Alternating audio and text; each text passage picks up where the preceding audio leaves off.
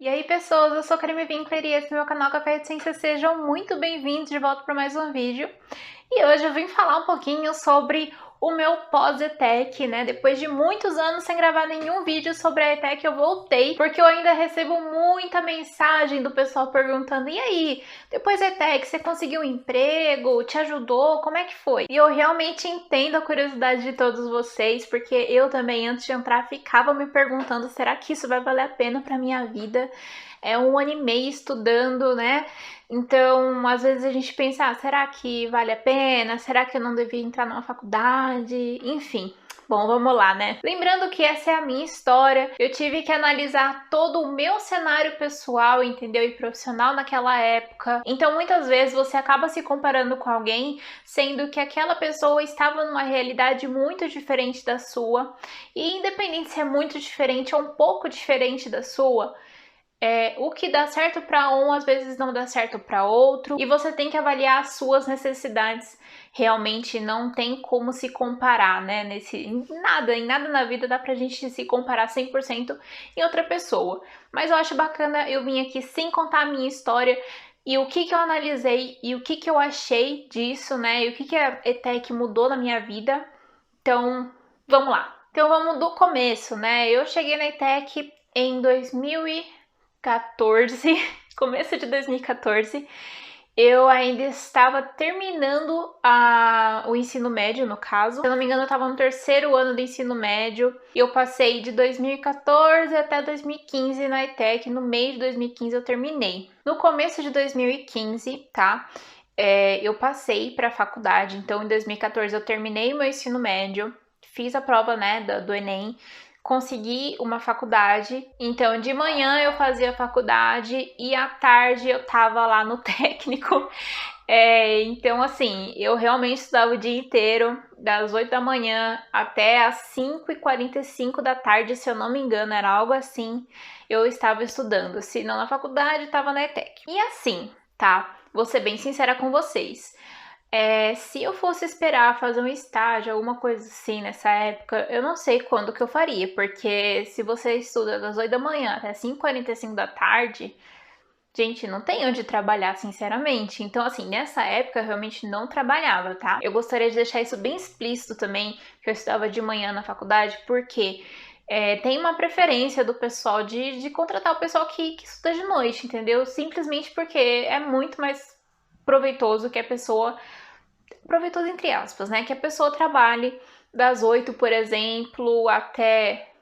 Daria quantas horas, gente? Até de tarde e tal, e depois à noite estudasse na faculdade.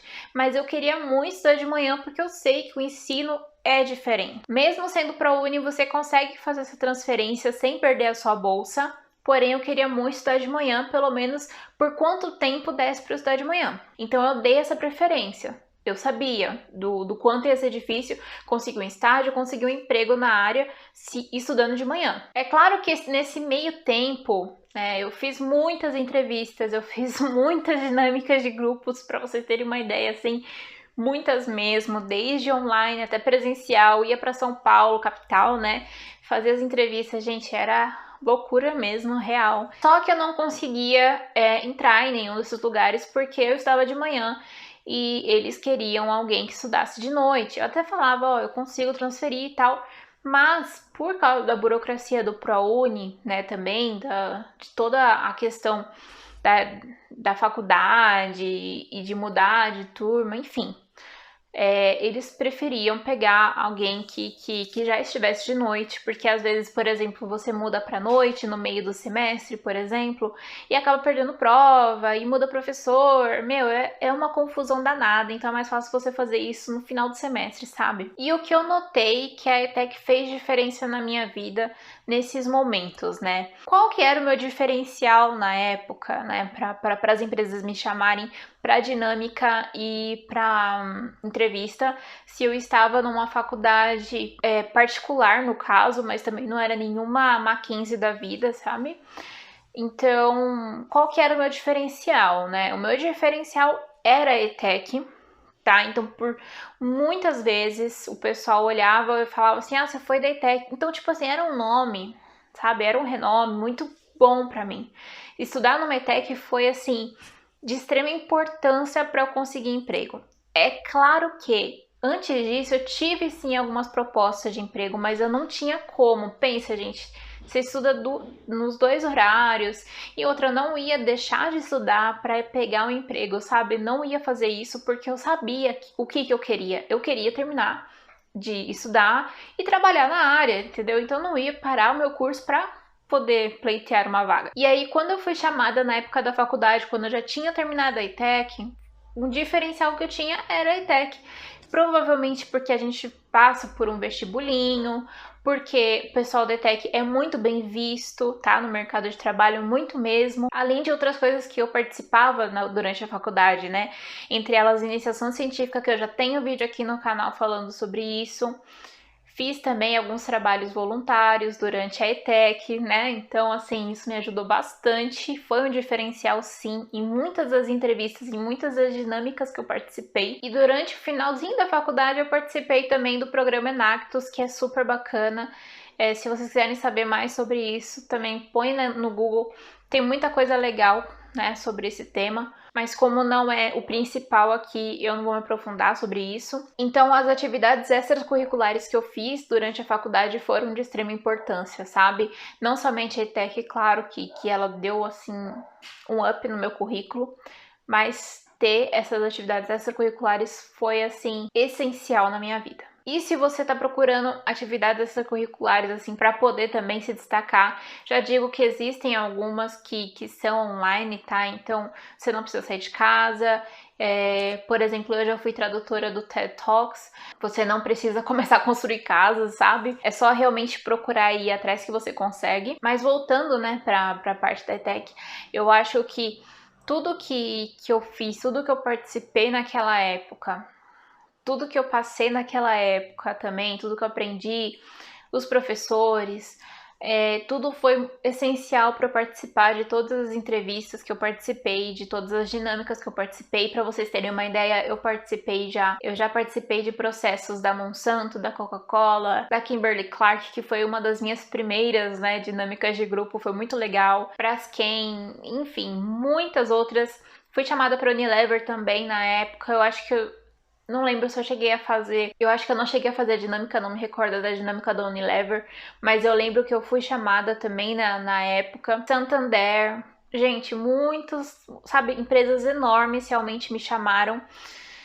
Eu tinha muita dificuldade de ser chamada em empresas menores. Isso eu confesso pra vocês, eu tinha muita dificuldade mesmo. Provavelmente porque essas empresas menores, principalmente porque essas empresas um pouco menores, né, elas costumam dar preferência para quem estuda de noite. Então, isso já foi algo que eu já sabia. E outra que eu sempre busquei, sabe, carreira dentro da empresa, sempre procurei esse tipo de coisa. E eu acho que o recrutador enxerga muito isso na pessoa, então acaba que, poxa, eu não vou chamar uma pessoa que pode ser chamada depois, posteriormente, para uma empresa maior e vai deixar a gente aqui, sabe, na mão. Então, acaba que isso faz total diferença também. E a dica que eu dou, né, crucial para vocês, se inscrevam nessas empresas maiores. Poxa, não tem, sabe, o não você já tem.